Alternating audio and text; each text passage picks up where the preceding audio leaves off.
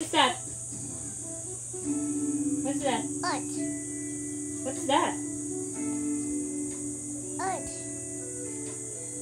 Jupiter. Jupiter.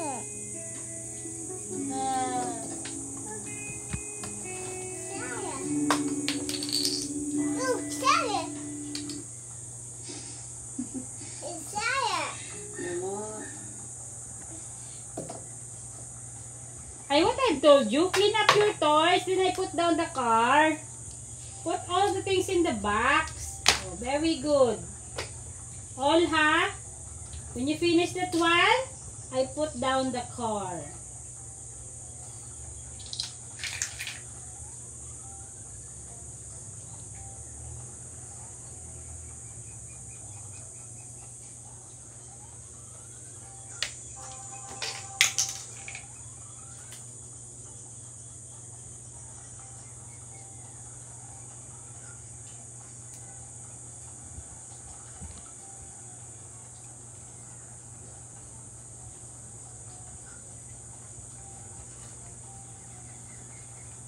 Zach, what Mama told you?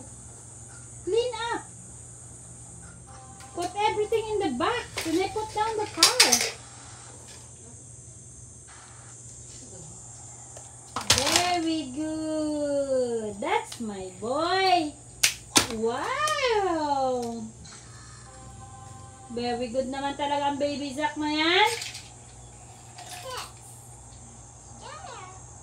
Trailer. Taylor. Zach, make it faster. Put everything in the box. Gusto niya ibaba yung cars niya. Pero I'm not allowing him to put it down. His cars because the floor, all things are messy. I want to teach him how to clean up by himself. At the age of 2 years old, that is his responsibility to clean his things. So, Zach, quickly. But before he do all the things, he must be play first on what he wants. My goodness.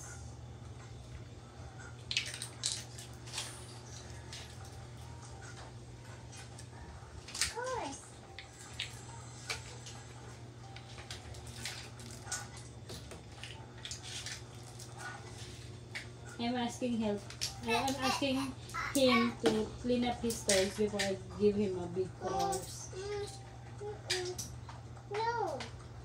Fancy. No. Zach is a baby boy, but he's long hair. He have a long hair. Right. Yes. No. No. I think somebody not listening to Mama.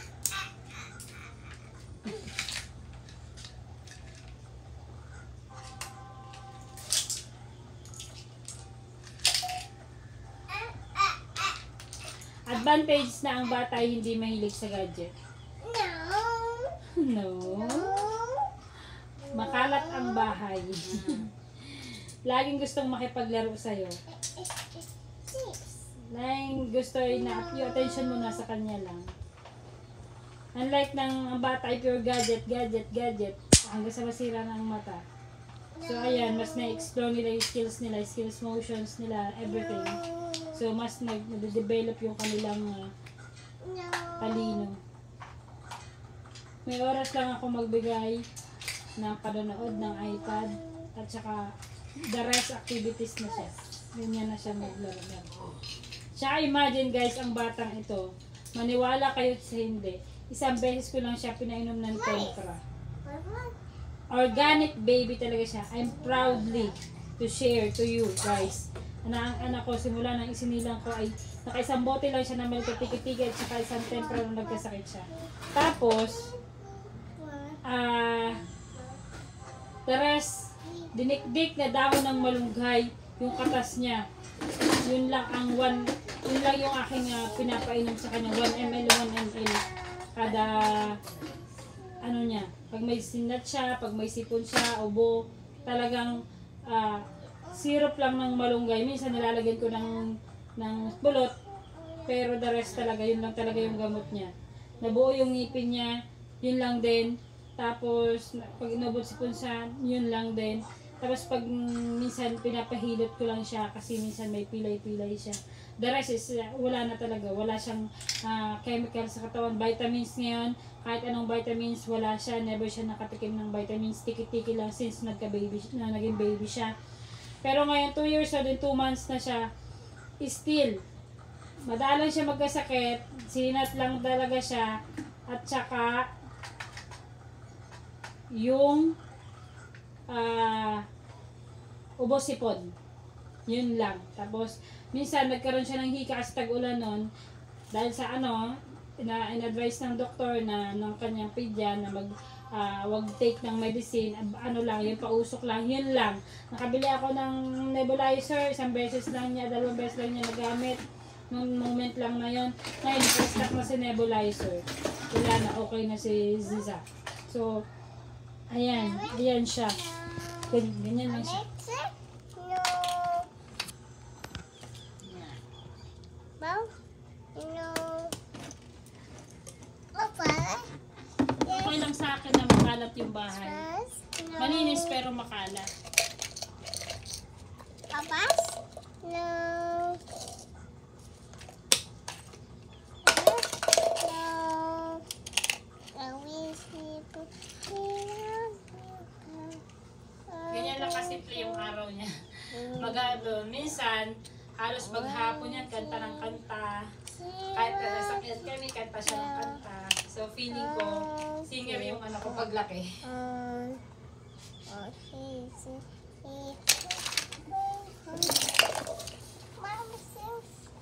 Mama says, when do we go? Wow. Dear.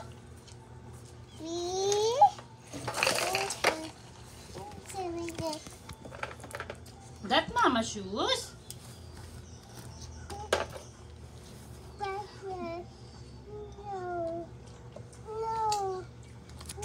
No! What are you doing?